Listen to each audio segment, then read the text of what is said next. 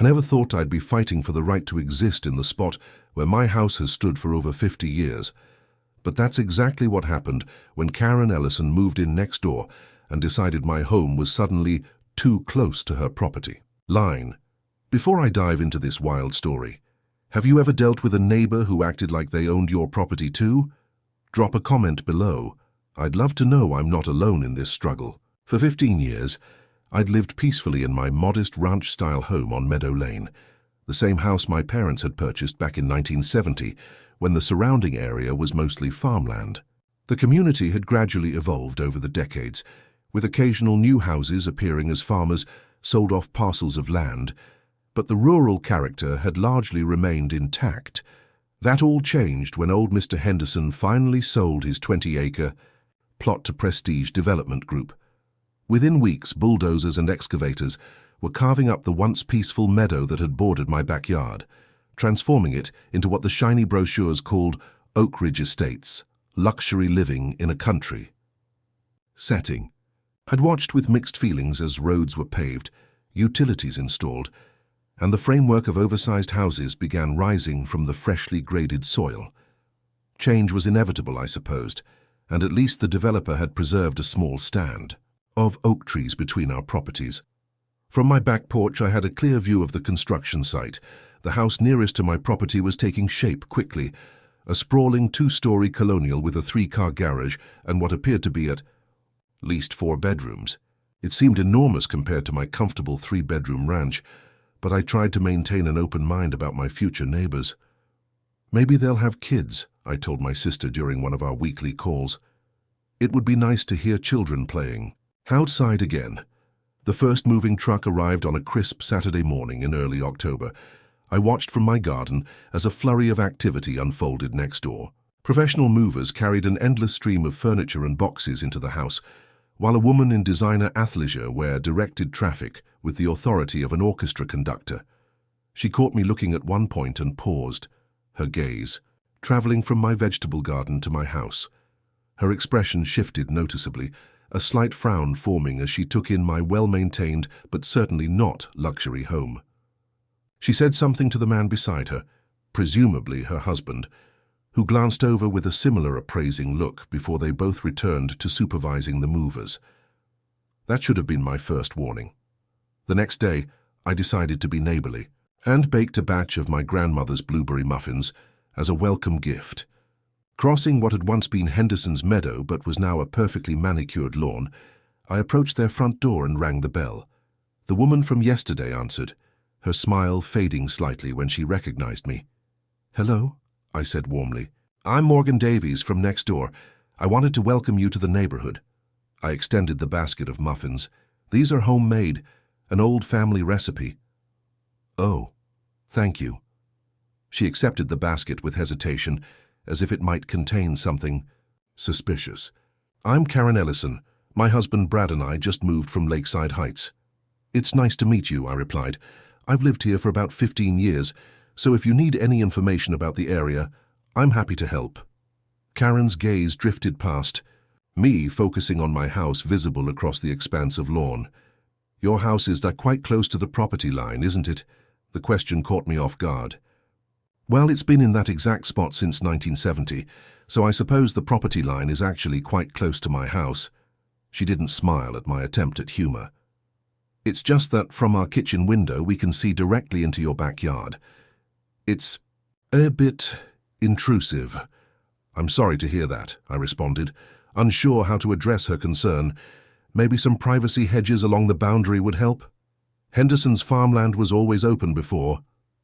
"We purchased this lot specifically for the views and open feel," Karen said.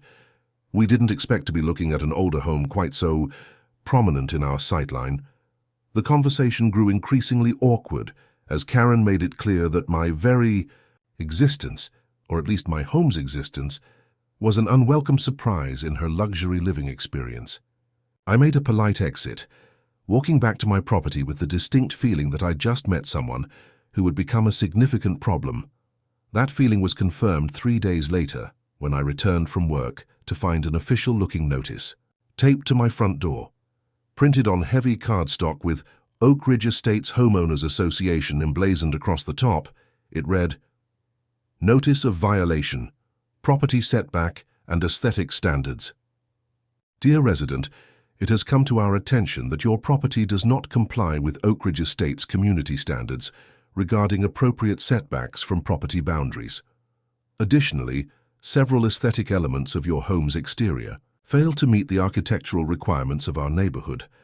As a property adjacent to our community, your compliance with these standards is necessary to maintain the cohesive visual appeal and property values of Oak Ridge Estates.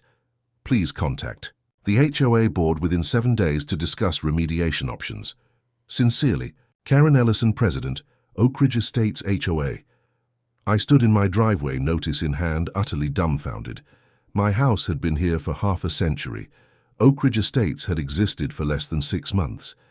And somehow I was being told that my home, which wasn't even part of their development, violated their rules? Little did I know this single notice was just the opening salvo in what would become an all-out war over property rights, boundaries, and one woman's remarkable belief that her HOA rules superseded the laws of time, space, and legal jurisdiction. Reread the HOA violation notice 3 times, trying to make sense of its absurd claims. My house, which had stood in this exact spot since Richard Nixon was president, was apparently in violation of setback requirements for a development that had existed for less than a year. It was so illogical, I almost laughed. Almost. The letterhead looked impressively official, with a gold-embossed oak tree logo and formal language clearly designed to intimidate.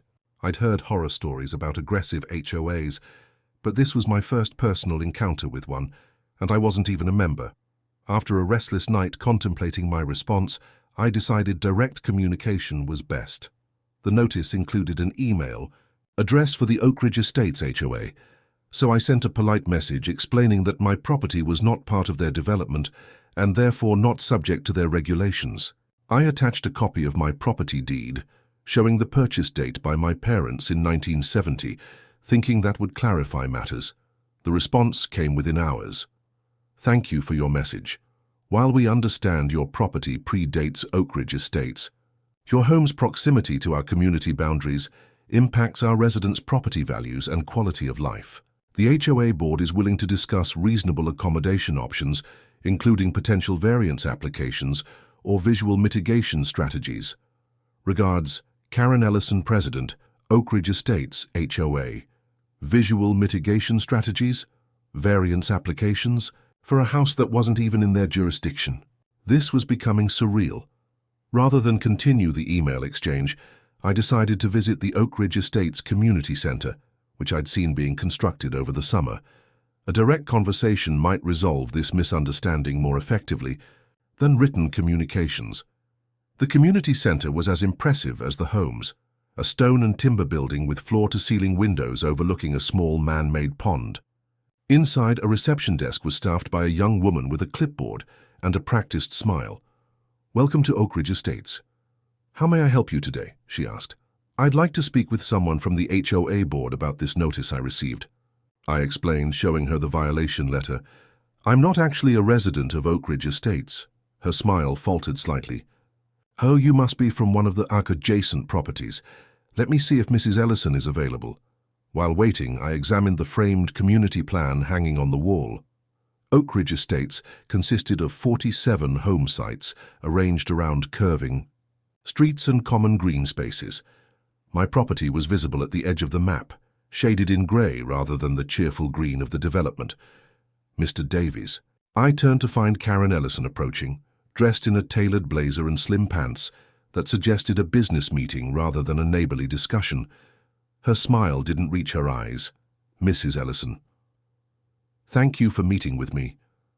I wanted to discuss this notice." I held up the violation letter.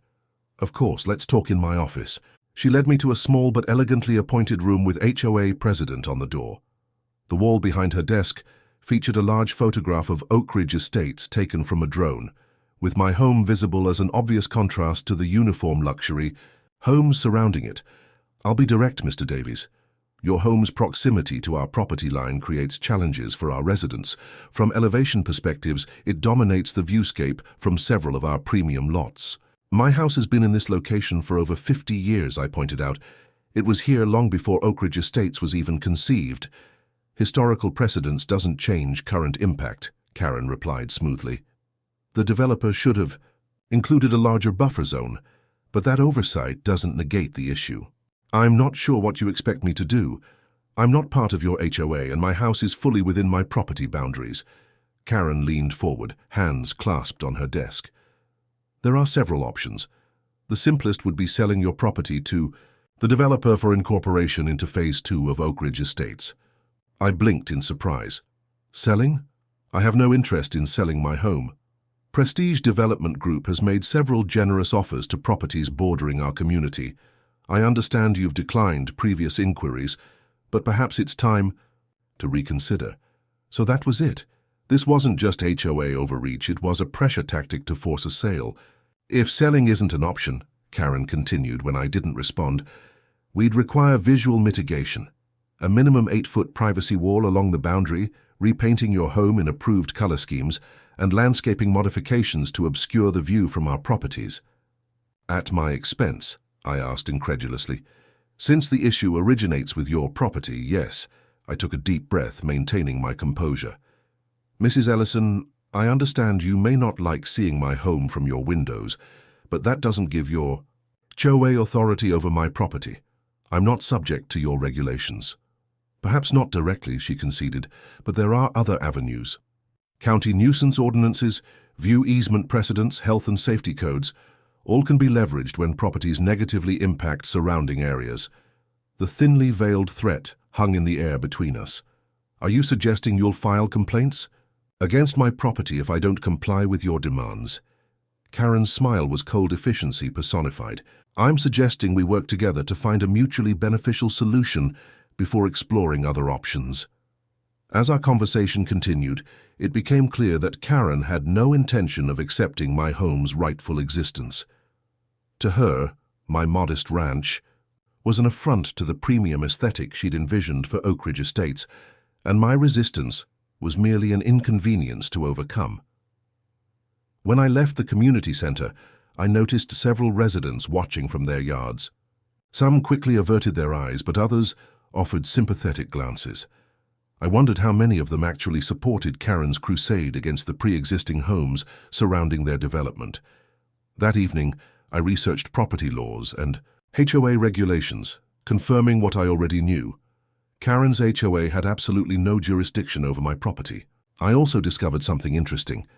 Oak Ridge Estates marketing materials had advertised unobstructed views from certain premium lots, including Karen's, despite the obvious presence of existing homes like mine. This wasn't just about aesthetics or property values. This was about a developer's misrepresentations and a homeowner's entitlement colliding with the reality of my long-established property rights. The certified letter that arrived the next morning, demanding compliance within 30 days to avoid further action, made it clear this confrontation was only beginning. So I needed to understand exactly what I was facing, and who else might be fighting the same battle. The certified letter demanding compliance with Oak Ridge Estates requirements felt heavy in my hands, not just physically, but with the weight of implied threats and potential legal battles.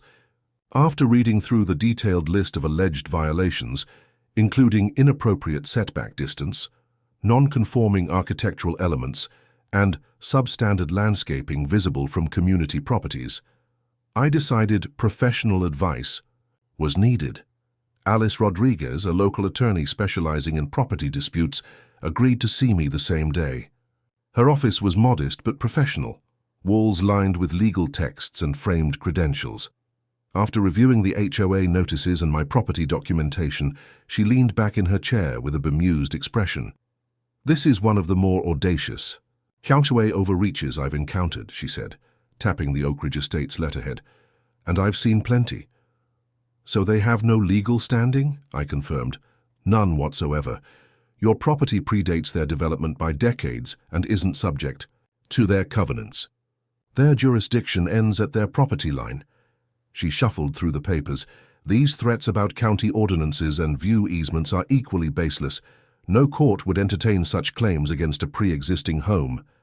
I felt momentary relief, but Alice's expression remained serious. Unfortunately, being legally right doesn't always prevent harassment. HOAs can be persistent, especially when led by someone determined to get their way. I suggest we respond with a formal cease and desist letter, but also document everything and research the key players involved. Following Alice's advice, I spent the next several days conducting thorough research. The county records office proved invaluable, providing access to property maps, development applications, and historical surveys.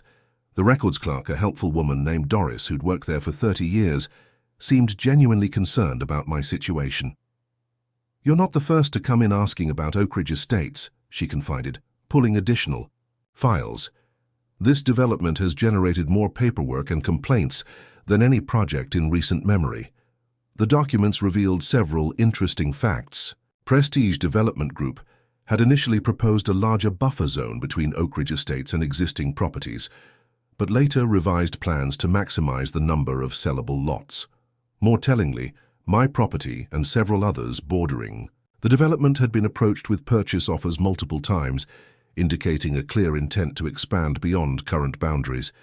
"Look at this," Doris said, showing me a preliminary marketing map. They were advertising premium view lots before final approval, showing unobstructed vistas where your homes clearly stand. "So buyers like Karen purchase based on misleading information?" I asked. "Appears that way," Doris nodded. "They may have been told existing homes would eventually be acquired and removed."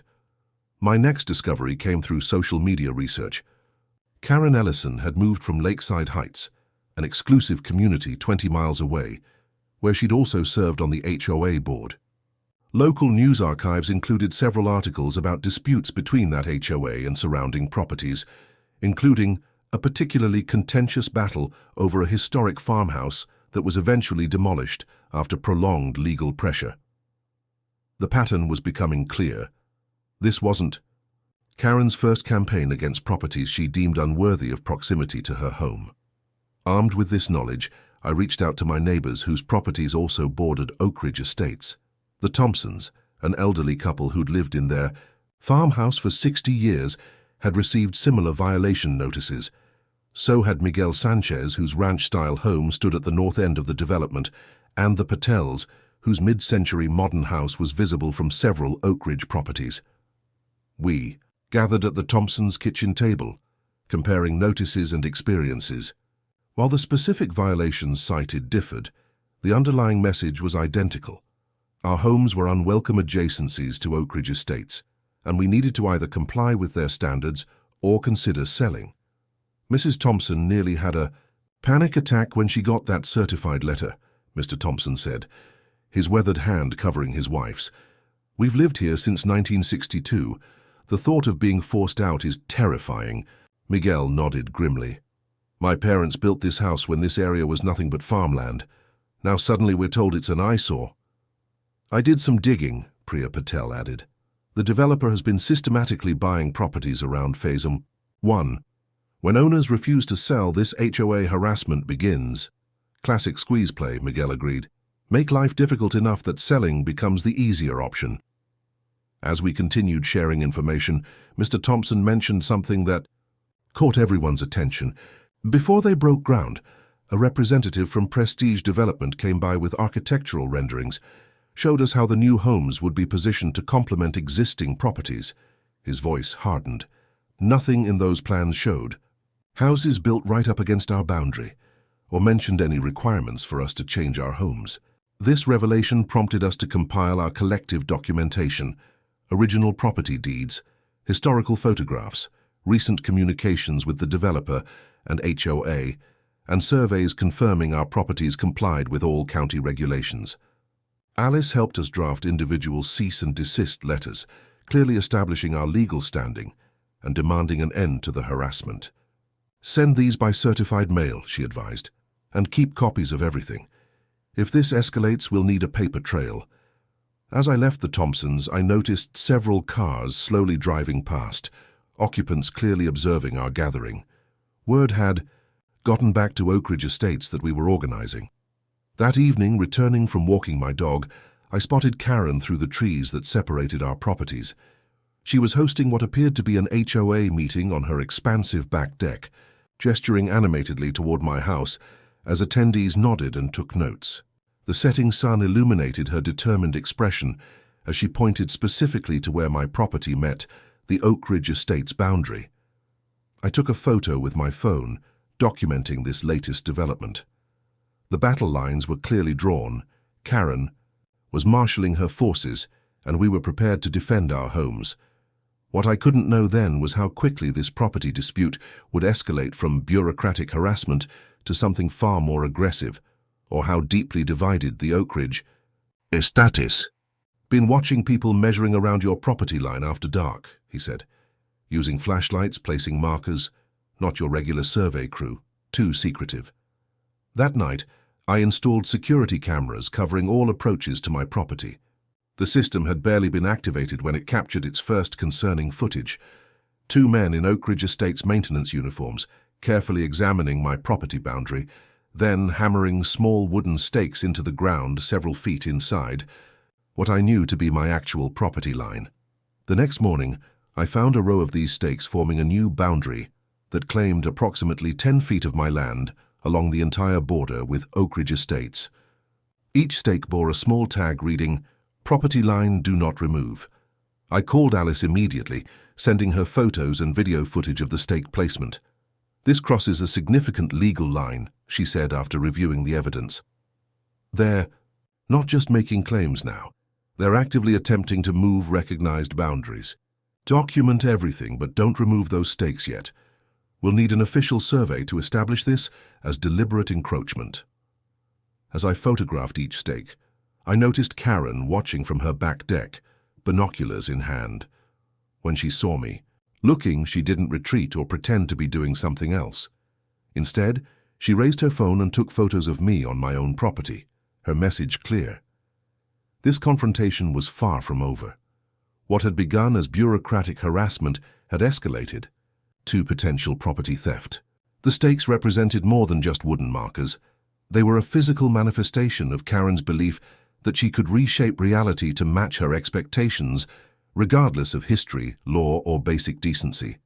I didn't know it then, but those stakes would soon become the central focus of a battle that would divide not just neighbors, but an entire community. The surveyor's truck arrived at 8 o'clock Monday morning. David Chen was a county-certified professional I'd worked with before when adding my garden shed. He carried specialized equipment that would precisely determine my property boundaries using GPS coordinates linked to permanent county markers. "Stakes, placed inside your boundary line, huh?" he asked as we walked the property. "Happens more than you'd think, though usually not this blatantly." We started at the northwest corner of my property, where David located the original concrete marker buried just below the surface. From there, he methodically worked his way around the perimeter, confirming each boundary point and marking the true lines with bright orange flags. "As I suspected," David said after completing his measurements, "these wooden stakes are encroaching 9.7 feet onto your property along the entire eastern boundary. They've essentially attempted to claim over 1,200 square feet of your land." He provided me with an official survey document showing the correct boundaries, complete with coordinates and his professional certification. Comparing this against the wooden stakes made the encroachment unmistakable. As David packed his equipment, movement caught my attention. A landscaping crew had arrived at the Oak Ridge Estates side of the property line. They began unloading equipment, including a small excavator, sod rolls, and several shrubs. Karen appeared shortly after, directing the workers with animated gestures. "Excuse me," I called out, approaching the property line. "What's happening here?" Karen gave me a practiced smile. "Good morning, Mr. Davies. We're installing the boundary landscaping as per the approved Oak Ridge Estates perimeter plan." "Along the actual property line, I hope," I replied, "because these stakes are incorrectly placed nearly 10 feet onto my property. I've just had an official survey completed to confirm this. Our development plans show the boundary in this location," Karen countered, producing a laminated map. The stakes follow the approved landscaping buffer zone. Development plans don't override legal property boundaries, David interjected, joining me with his survey equipment. I'm a county-certified surveyor, and I've just verified that these stakes encroach significantly onto Mr. Davies's property. The landscape crew foreman looked uncomfortable. Mrs. Ellison, we can't work if there's a boundary dispute. We need clear authorization before digging. Karen's composure momentarily faltered. There's no dispute. The developer's plans clearly show. The developer's plans are irrelevant to established property boundaries, David explained patiently. County records show Mr. Davies's property line is approximately 10 feet beyond these stakes. He handed her his business card. Feel free to hire your own surveyor for verification. The crew foreman signaled his workers to stop unloading. We'll need to postpone this job until the boundary issue is resolved, Mrs. Ellison. Have your HOA contact us when you have proper authorization. Karen's expression hardened as the crew packed up and departed. This is merely a temporary delay, Mr. Davies. Our records indicate different boundaries than yours. Official county records are what matter, I replied, not whatever version of reality Oak Ridge Estates has invented. After Karen stormed off, I called the county zoning office to report the attempted encroachment. By afternoon, a code enforcement officer had visited and issued an official notice prohibiting any work along the disputed boundary until ownership was verified. My neighbors reported similar confrontations, with landscaping crews appearing at all properties bordering Oak Ridge Estates. The pattern was identical. Stakes placed well within our properties, crews attempting to establish new boundaries through physical alterations. 2 days later, I received an email from the county planning department requesting my presence at a meeting regarding boundary clarifications between my property and Oak Ridge Estates. Karen had apparently escalated the dispute to county officials. When I arrived at the planning department, Karen was already seated at the conference table, alongside a man introduced as Jason Wright, Prestige Development's project manager. Commissioner Garcia, head of the planning department, facilitated the meeting. We've called this meeting to address discrepancies between property understandings, Commissioner Garcia began. Prestige Development has submitted documents showing boundaries that conflict with county records. Wright spread architectural drawings across the table. These are the approved plans for Oak Ridge Estates, showing the designated buffer zones and property lines. I placed my certified survey beside them. And these are the actual legal boundaries established decades ago and confirmed by a licensed surveyor last week. The commissioner examined both documents carefully. The discrepancy is obvious. The development plans show property lines approximately 10 feet different from the official survey. Wright cleared his throat. Our marketing, materials and homeowner disclosures were based on these development plans. Buyers made purchasing decisions with certain expectations about property boundaries and buffer zones. That may be true, Commissioner Garcia replied, but development plans don't alter legal property lines. If Prestige sold homes based on incorrect boundary assumptions, that's between the developer and homebuyers, not existing property owners. Karen interjected. Our homeowners purchased premium lots with understanding about separation from existing structures. If these alleged boundaries are enforced, some homes are significantly closer to pre-existing properties than represented. Alleged boundaries, I repeated incredulously. These aren't allegations, they're legal facts established over 50 years ago. Commissioner Garcia nodded. County records are clear. The boundaries in Mr. Davies' survey are legally correct. If Oak Ridge Estates marketed properties based on different assumptions, that's unfortunate, but doesn't change property rights. Karen's composure finally cracked. This is outrageous. Our homeowners paid premium prices based on property divisions shown in these plans.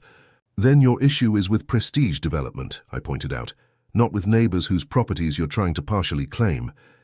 Wright looked uncomfortable. Our plans included notation that final boundaries were subject to survey verification. In microscopic print on page 47, Karen snapped, revealing the first crack in the united front between HOA and developer. Commissioner Garcia concluded the meeting by issuing a formal determination. The boundaries established in my survey were legally valid. and any attempt to alter them through landscaping or other means would violate county regulations. As we left the meeting, I overheard Karen hissing at Wright. "You assured us those old properties would eventually be acquired. Now we're stuck with them right on top of our development." The property line dispute had revealed something significant. Karen's campaign wasn't just about aesthetics or control. It was about promises made by a developer who had sold lots based on a future that didn't exist. And now homeowners like Karen were trying to force reality to match what they thought they'd purchased. But the most alarming revelation came that evening when I discovered new stakes at my boundary. This time metal posts with attached fencing material, planted firmly on what was now officially confirmed as my property. The metal fence posts driven into my property marked a significant escalation. Whoever had installed them had worked quickly. 20 posts spaced evenly along the entire boundary with Oak Ridge Estates, each bearing a small metal tag reading, "Property of Oak Ridge Estates HOA, keep out." I documented everything with photographs and video before calling the sheriff's department.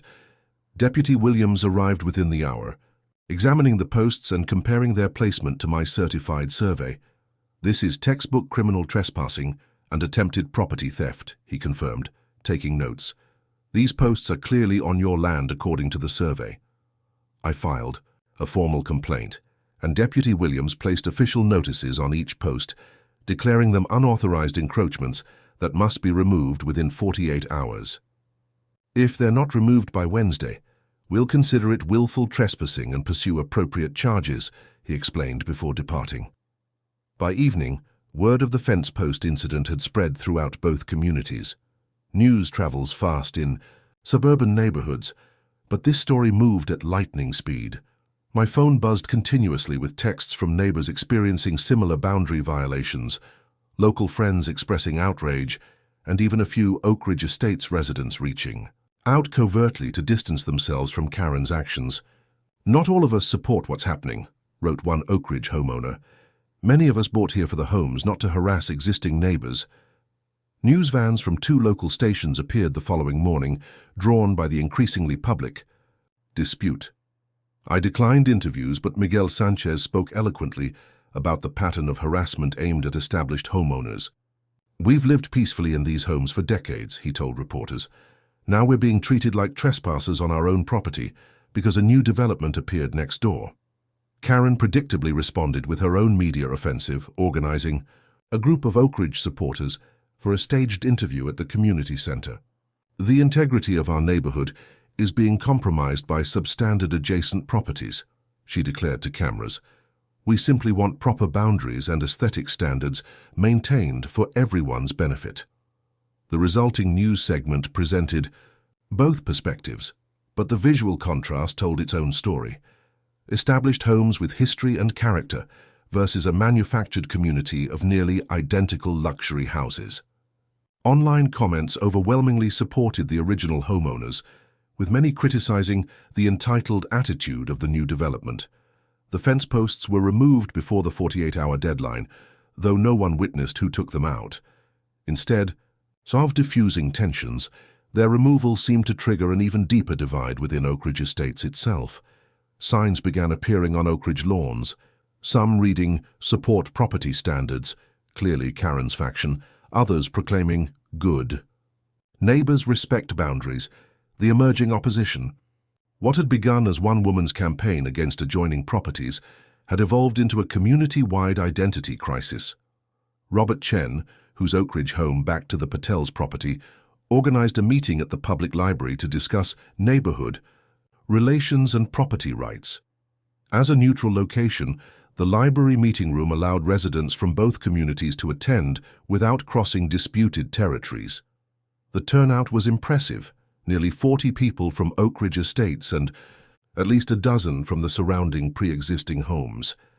Karen arrived with a small group of supporters, taking seats at the back and observing with evident disapproval. Robert opened with a diplomatic statement. "We're all neighbors, whether we've lived here for decades or months. This escalating situation benefits no one and creates unnecessary hostility." Several Oak Ridge residents then shared their perspectives, revealing a significant faction who disagreed with Karen's boundary campaign. "We bought knowing there were established homes nearby," said a woman named Linda. "The property line dispute makes all of us look like entitled newcomers trying to seize land." Another resident, James, added, "We were shown marketing materials that minimized existing homes or implied they would eventually be acquired. That's not these homeowners' fault. It's the developer's misrepresentation." Karen's supporters countered with concerns about property values and community cohesion, but their arguments gained little traction once Walter Jenkins, the elderly neighbor who'd warned me about the boundary measurements, took the floor. "I've watched this valley change for 70 years, he said, his voice carrying surprising strength. "Farmland becoming homes, homes becoming neighborhoods.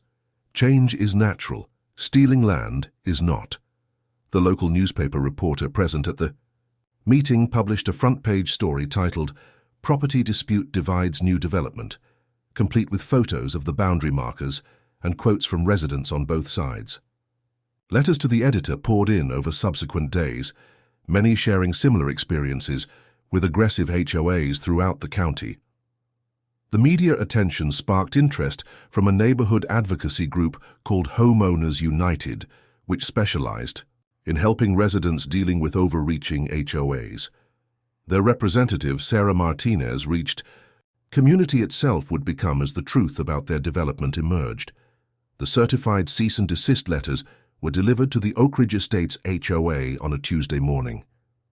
By Wednesday afternoon, Karen's countermove had begun.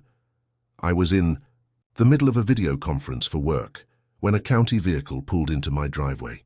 Through my office window, I watched a man in an official uniform step out, clipboard in hand.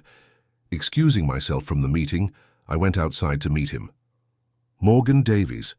I'm Inspector Wilson from the County Health Department. We've received a complaint about potential septic system violations on this property." "Septic violations?" I echoed in confusion. "My system was inspected and certified just last year." He nodded, checking his paperwork. "I see that in the records, but we're required to investigate all formal complaints. Someone has reported sewage odors and potential leakage affecting adjacent properties." I immediately knew who someone was.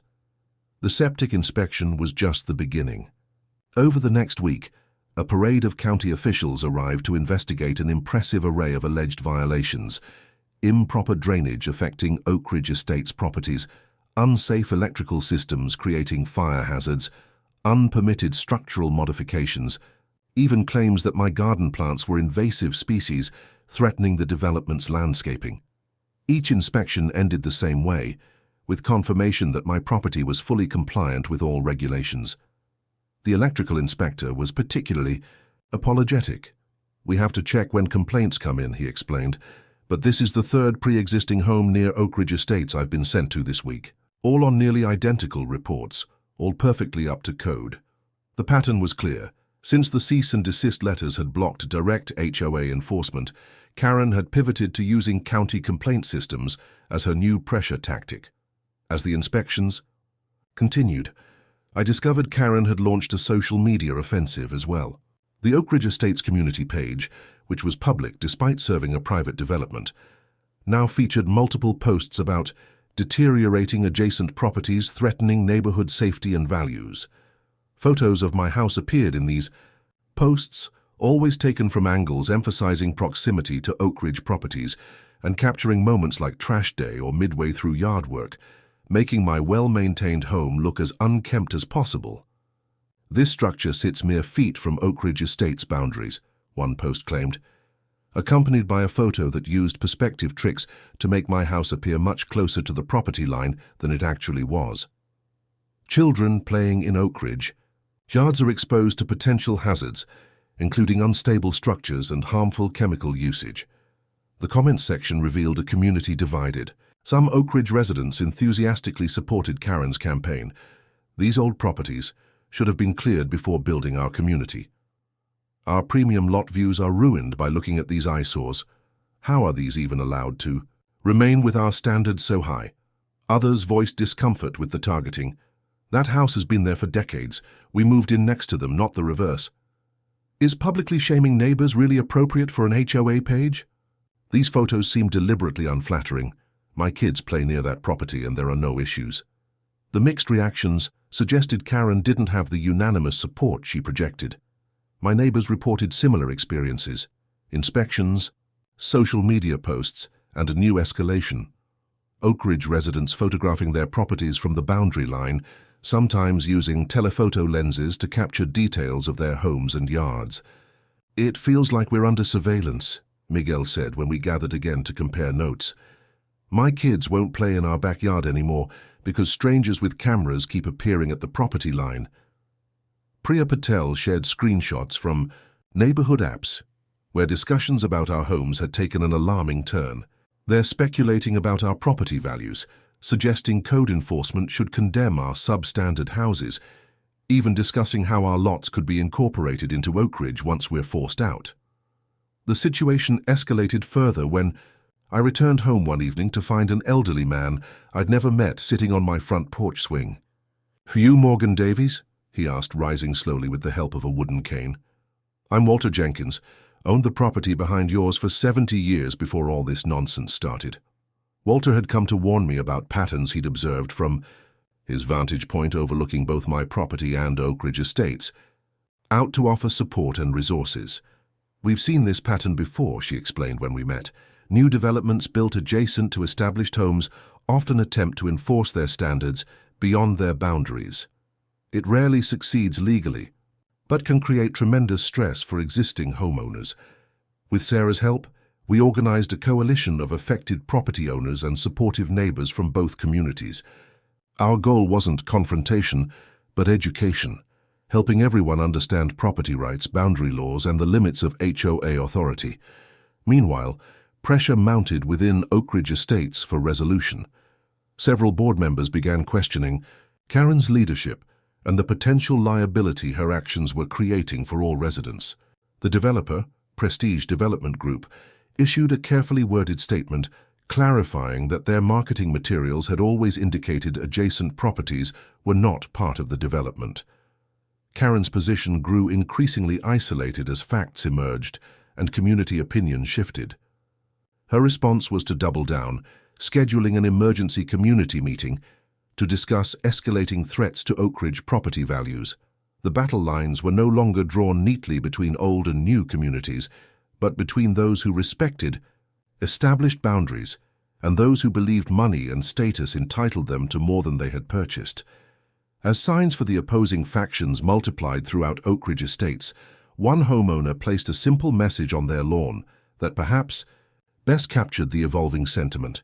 "We bought houses, not the right to claim our neighbor's land." The community division had become impossible to ignore and set the stage for a larger public confrontation that would soon force official resolution of the boundary dispute once and for all. The Pine Creek Community Center Auditorium was designed to accommodate 200 people comfortably. By 6:45 p.m., every seat was filled, with dozens more standing along the walls and spilling into the hallway. The county commissioners had relocated tonight's meeting from their usual chambers to this larger venue, anticipating high attendance. For the agenda item titled Property Boundary Dispute, Oakridge Estates and Adjacent Properties, news cameras from 3 local stations had set up in designated areas, their presence underscoring the story's evolution from neighborhood squabble to community-wide concern. I spotted familiar faces throughout the crowd, my fellow established homeowners, Oakridge Estates residents from both factions, and curious citizens drawn by the media attention. "Quite the turnout," Alice murmured beside me. We'd arrived early to secure seats near the front, accompanied by the other affected homeowners and our growing coalition of supporters. Karen sat across the aisle with a smaller but equally determined group, including the Oakridge Estates HOA board and representatives from Prestige Development. Their matching blue folders suggested coordinated preparation. At precisely 7 p.m., County Commissioner Garcia called the meeting to order. "Tonight we address a property dispute affecting multiple homeowners in the Oakridge area," she began, explaining the format. Official presentations first, followed by public comment limited to 2 minutes per speaker. We'll begin with a summary of the situation from the county surveyor's office. Chief Surveyor Martinez approached the podium with a laser pointer and slides showing detailed property maps. These boundaries were established between 1955 and 1972, when the original larger parcels were subdivided, he explained, highlighting the various properties surrounding what was now Oak Ridge Estates. All are properly recorded with the county and have remained unchanged since establishment. His presentation methodically dismantled claims about unclear boundaries, confirming that recent certified surveys matched historical records exactly. The laser pointer traced the precise line where my property met Oak Ridge Estates, demonstrating the attempted encroachment. The wooden stakes and subsequent metal posts were placed approximately 9.7 feet inside existing property lines, he concluded. There is no ambiguity from a surveying perspective. Next came presentations from the Planning Department, Code Enforcement, and the County Attorney's Office, all confirming that HOA regulations could not extend beyond development boundaries, and that attempts to physically alter established property lines could constitute criminal trespassing. Karen shifted uncomfortably as each presentation further undermined her position, whispering urgently to her attorney. When Prestige Development's representative took the podium, the atmosphere tensed noticeably. Prestige Development Group acknowledges that our marketing materials for Oak Ridge Estates may have created certain expectations regarding adjacent properties, he admitted carefully. Our renderings showed conceptual landscaping buffers that, in some cases, extended beyond actual development boundaries. A murmur rippled through the Oak Ridge residents as he continued. While our contracts included standard disclaimers about final boundaries being subject to survey verification, we recognize this may have caused confusion for some homeowners. This carefully worded non-apology drew visible anger from Karen's faction, who clearly felt abandoned by their developer. When public comment began, the division within the community became starkly apparent. Oak Ridge homeowners approached the microphone with dramatically different perspectives. We purchased premium lots based on specific representations about privacy and buffers, argued one Karen supporter. If these boundaries stand, our property values will suffer significantly. Another countered, I bought knowing there were existing homes nearby. The HOA's attempt to claim additional land is embarrassing and makes our entire community look entitled. When my turn came, I kept my comments measured. My home has stood in its current location for over 50 years. I've maintained my property, respected my neighbors, and followed all county regulations. I simply want the same respect for my legal property boundaries that everyone in this room would expect for their own. The most powerful testimony came from Walter Jenkins, who needed assistance reaching the microphone. I've watched developers come and go for 7 decades, he said, his voice wavering with age but clear with conviction. They sell dreams and move on, leaving homeowners to live with the reality. These established homes aren't eyesores. They're the history and foundation of this community. Trying to erase them through harassment and boundary theft isn't progress. It's shameful. His words earned the night's only spontaneous applause. Karen's testimony focused on property values, community aesthetics, and alleged misrepresentations by Prestige Development. Her carefully rehearsed statement portrayed Oak Ridge residents as victims of both deceptive marketing and uncooperative neighbors. We simply want appropriate visual buffers between incompatible housing types, she insisted. Is it unreasonable to expect protection for our significant investments? The commissioners listened attentively to every speaker, occasionally asking clarifying questions. After nearly 3 hours of testimony, Commissioner Garcia announced they would deliberate and deliver their determination. The room hushed as she returned to the microphone 20 minutes later. Based on all evidence presented, including certified surveys, historical records, and county regulations, this commission makes the following determinations. First, the established property boundaries as recorded with the county are legally binding and must be respected by all parties. Second, the Oak Ridge Estates HOA has no authority to impose regulations on properties outside its development boundaries. Third, any physical alterations, including stakes, posts, fencing, or landscaping, placed beyond development boundaries, without property owner permission must be removed immediately. Fourth, County Code Enforcement will monitor these properties to ensure compliance with this ruling. The decision was definitive, leaving no room for further boundary disputes.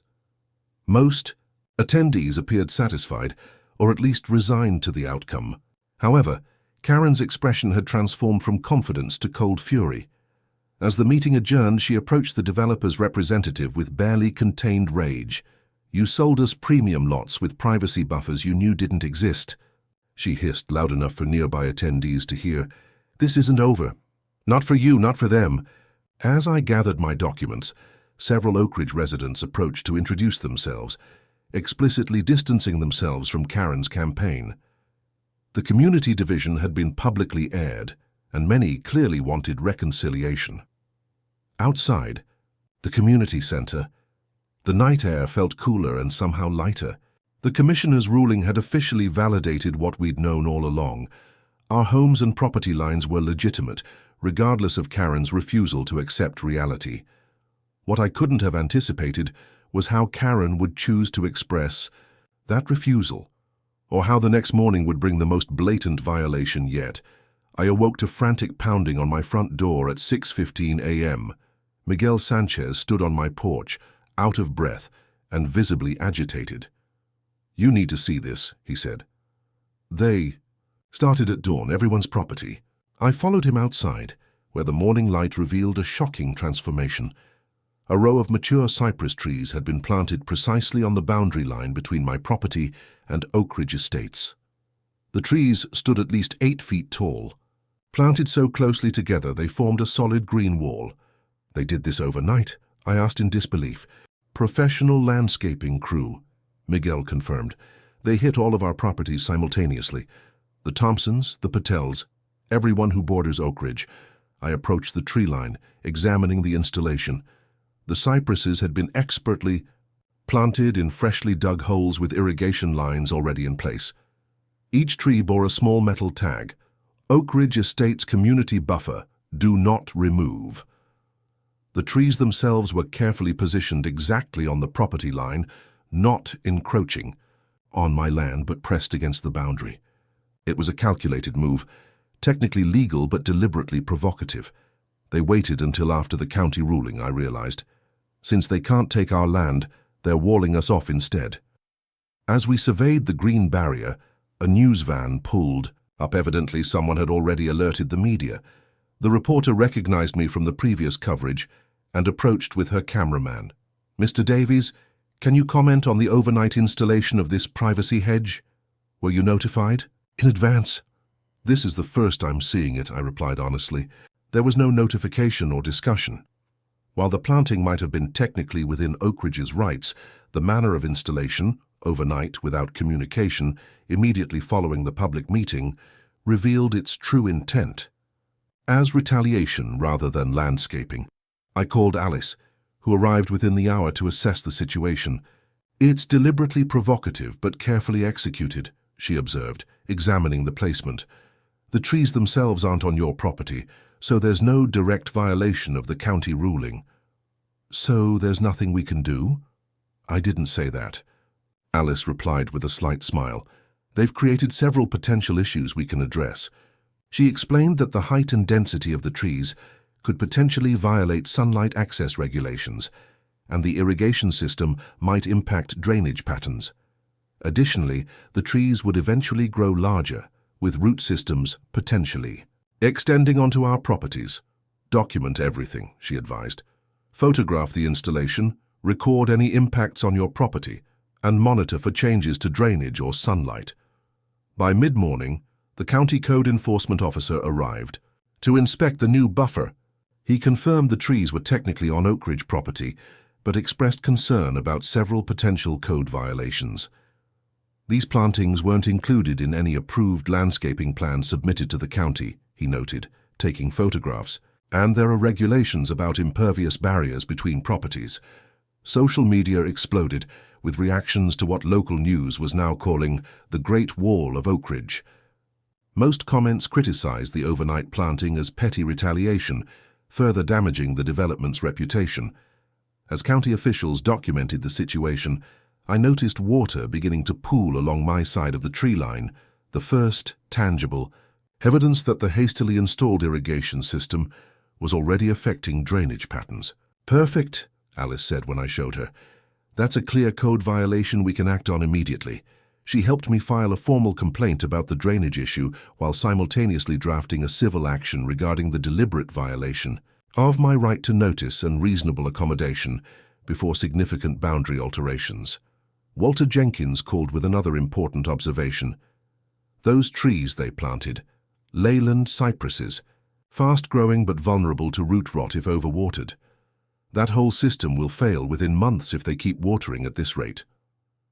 While we developed our legal response, something unexpected was happening within Oak Ridge Estates itself. Robert Chen, who had organized the library meeting, was leading a growing faction of residents openly opposing Karen's tactics. They distributed flyers throughout the development titled "End the Boundary War" that detailed the costs and liability, risks of Karen's continuing campaign, overnight landscaping installations, potential lawsuits, negative publicity, all driving down our property values more than any pre-existing home ever could, the flyer stated. It's time for new HOA leadership focused on building our community, not attacking our neighbors. The internal rebellion gained momentum when the HOA treasurer revealed that Karen had authorized the expensive tree installation without proper board approval, potentially violating their own bylaws. By afternoon, we had organized our counter-offensive, a three-pronged approach addressing the drainage violations, the lack of proper permits for major landscaping changes, and the potential damage to our properties from root systems and reduced sunlight. "We're not asking for the trees to be removed," I explained to the assembled neighbors. "We're demanding proper drainage solutions, root barriers to protect our properties, and thinning of the plantings to allow reasonable sunlight." Our reasonable approach contrasted sharply with Karen's aggressive tactics, further strengthening our position in public opinion and with county officials. The following day, Karen's position became even more precarious when Prestige Development publicly distanced themselves from the tree installation. This action was taken solely by the HOA, without developer involvement or approval, their statement read. Prestige Development Group advocates for good neighbor relations and does not endorse creating barriers between communities. This corporate abandonment left Karen increasingly isolated, with mounting pressure from both outside and within Oak Ridge Estates. When the county issued formal citations for the unpermitted landscaping changes and drainage violations, the HOA board called an emergency session to address the growing crisis. As we waited for the outcome of that meeting, I walked along the row of cypresses, noting how their dense foliage blocked the sunset that had previously illuminated my garden. The trees themselves weren't the problem. In moderation and with proper planning, they could have been a reasonable boundary feature. It was the intent behind them, the midnight installation, the deliberate attempt to wall off existing homes, that transformed would-be landscaping into a hostile act. The counterattack had been executed with careful calculation, but its hasty implementation contained the seeds of its own defeat. Karen's determination to have the last word had only succeeded in turning more of her own community against her, and providing us with legitimate legal grounds to challenge the barrier she had created. The cypresses stood as silent sentinels along our boundary, unwitting participants in a neighborhood power struggle they could not possibly understand or survive if Walter's prediction about their vulnerability to root rot proved correct. The Oak Ridge Estates Emergency Board meeting lasted nearly 4 hours. From my kitchen window, I could see residents coming and going from the community center, their body language suggesting heated discussions within. As darkness fell, Robert Chen called with news that would fundamentally change the dynamic of our ongoing conflict. The board voted 4-2 to remove Karen as HOA president, he reported. Her unilateral decision to install the cypress trees without board approval violated our bylaws on expenditures over $5,000. The drainage citations from the county were the final straw. "Who's taking over?" I asked, hardly daring to hope for someone reasonable. "Me," Robert replied, "effective immediately. My first official act was to request bids for modifying the tree line to address drainage issues and create appropriate spacing." This unexpected shift in leadership represented the first real opportunity for resolution since the conflict began. Robert requested a meeting at Neutral Territory, the local coffee shop, to discuss a path forward that respects all property rights while addressing legitimate aesthetic concerns.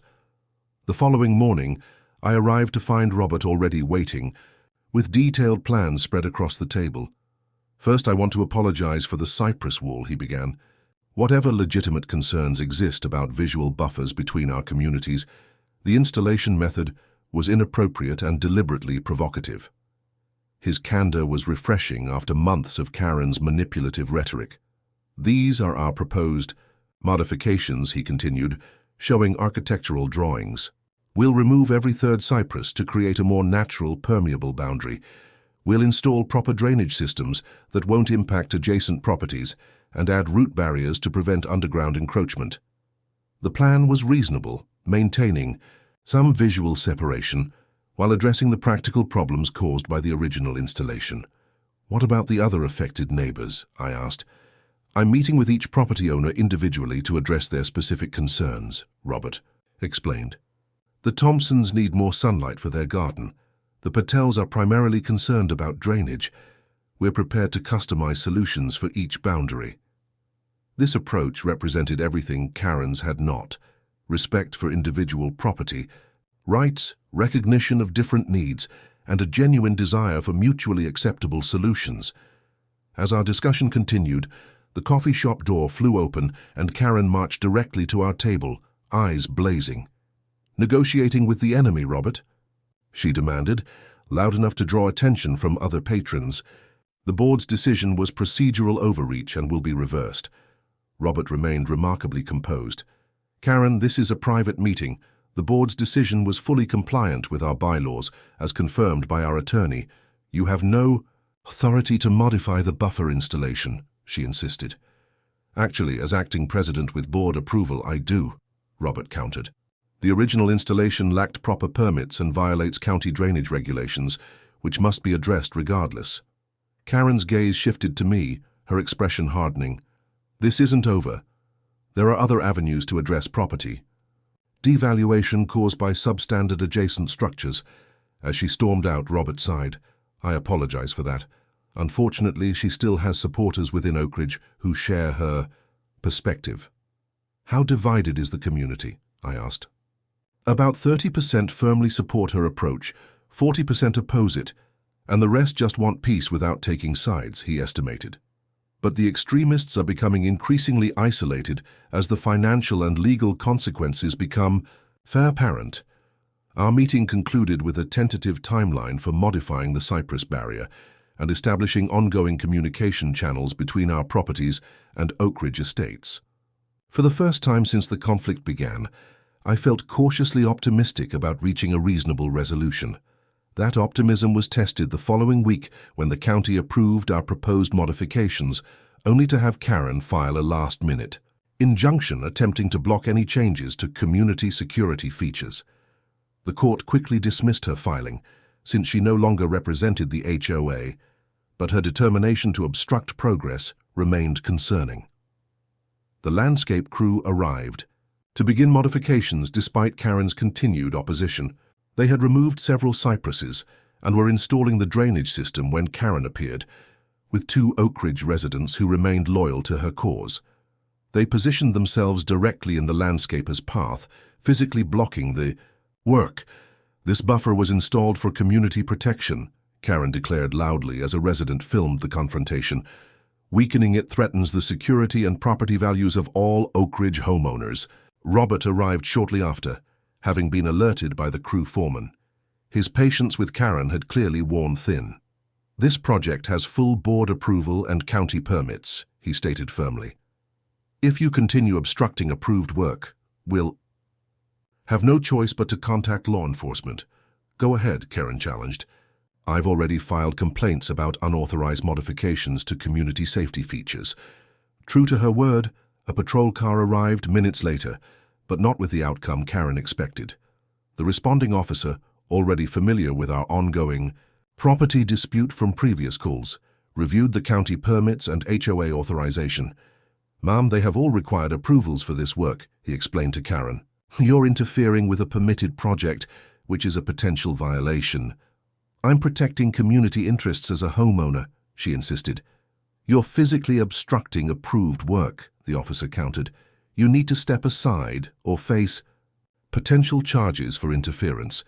Realizing her tactical error, Karen reluctantly withdrew, warning ominously that other measures would be taken. As the work progressed over subsequent days, we began to see tangible improvements.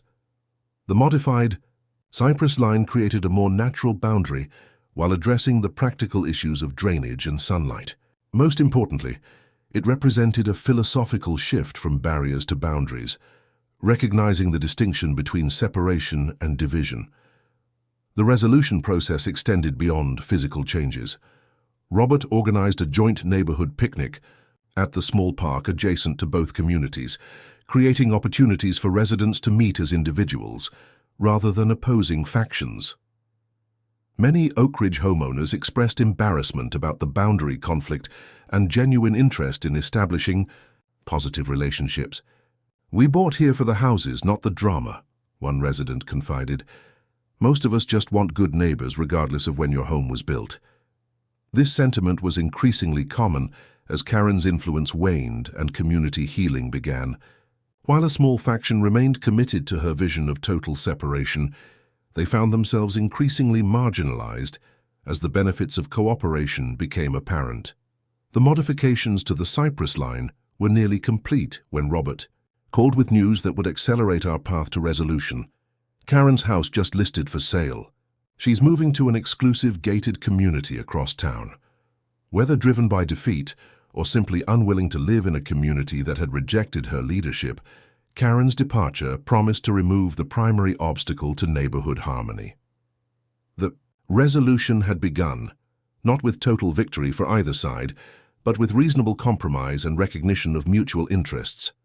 The physical boundary between properties remained, now transformed into a symbol of accommodation rather than division.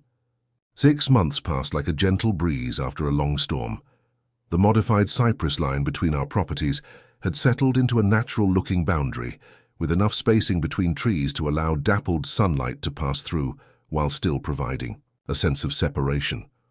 Proper drainage systems prevented water issues on either side, and the root barriers ensured each property remained structurally distinct while visually connected. Karen's house sold quickly despite her dire predictions. About property values, the new owners, a young couple with 2 small children, approached me within days of moving in.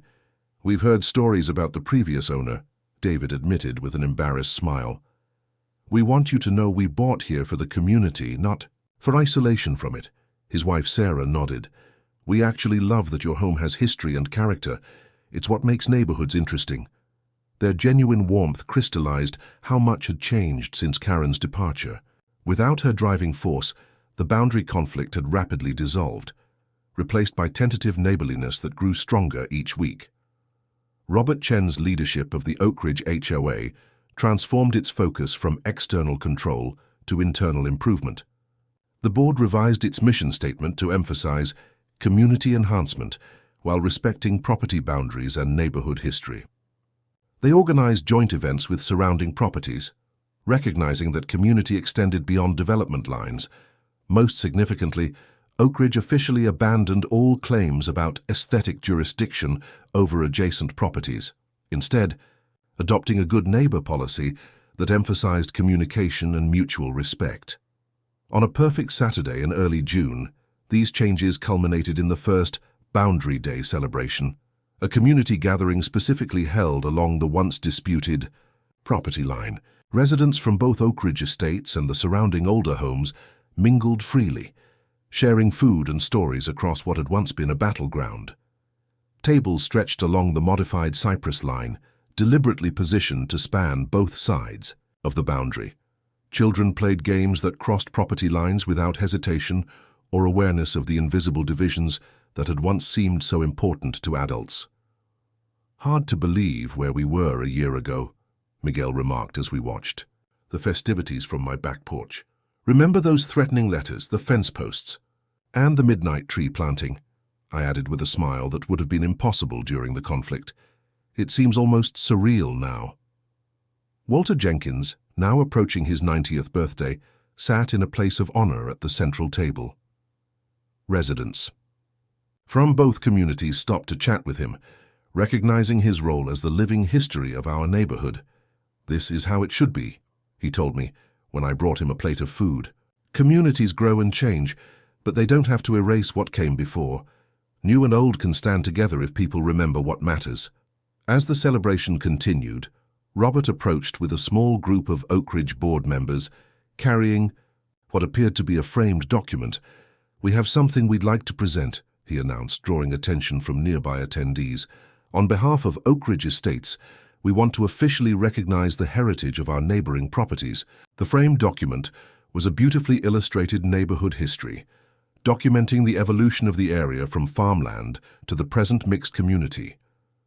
Each of our older homes was prominently featured, with historical photographs and stories we had shared about our properties. "This will hang permanently in the Oak Ridge Community Center," Robert explained, "to remind current and future residents that we are part of a larger neighborhood story that began long before our development existed." The gesture moved many to tears, not just those of us in the older homes, but also Oak Ridge residents who had come to value the authentic connection to local history their properties adjoined. As evening approached, children strung lights through the cypress trees, transforming what had once been a barrier into a backdrop for community celebration. The symbolic transformation could not have been more perfect. The very trees planted to divide us now decorated for unity. David and Sarah, the new owners of Karen's former home, approached with their children.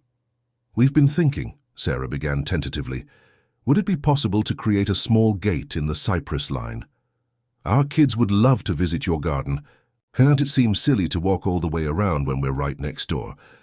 The request represented everything Karen would have fought against: direct access between properties, voluntary connection rather than enforced separation, the recognition that good neighbors benefit from accessibility rather than isolation. "Think that's a wonderful idea," I replied. "We can work with the HOA to design something that works for everyone." Robert, overhearing the conversation, nodded his approval. The board would fully support neighborhood connection points where adjacent. Owners agree. It's exactly the direction we're trying to move.